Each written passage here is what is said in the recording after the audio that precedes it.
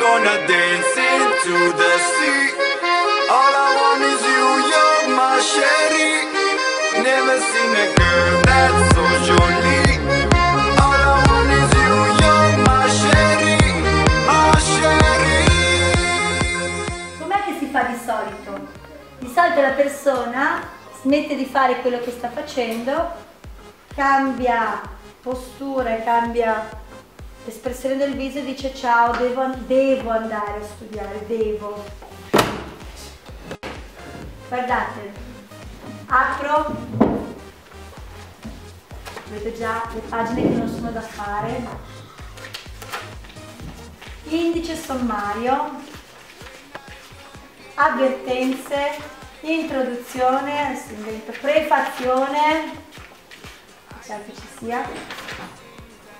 Che bello, 27 pagine in meno, godo come un riccio, 27 pagine in meno, poi capiremo che prefazioni e introduzioni invece forse sarebbero importanti.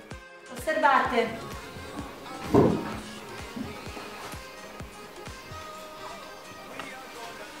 Ero un po' distratta, forse qualcosa non l'ho capita.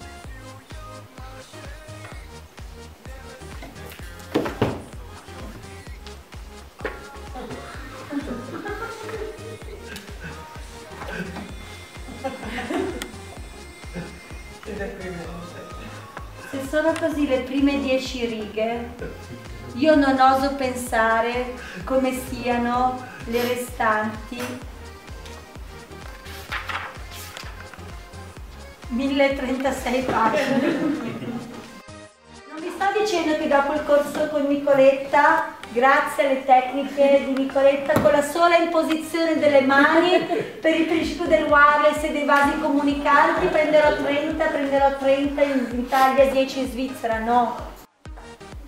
Prima cosa importante ragazzi, cos'è? Atteggiamento mentale positivo. Allora, e ragazzi, porsi l'obiettivo. Adesso mi guarderete male che studio all'università. Quando io ho fatto l'università, dopo il corso ho deciso che mi sarei laureata in quella data con quel voto, non ho sgarrato mezza virgola.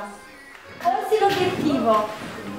Quando mi laurei con che voto? A livello aziendale, decidi così, quando hai aperto Tallinn, hai deciso così che forse avresti aperto o hai pianificato una strategia?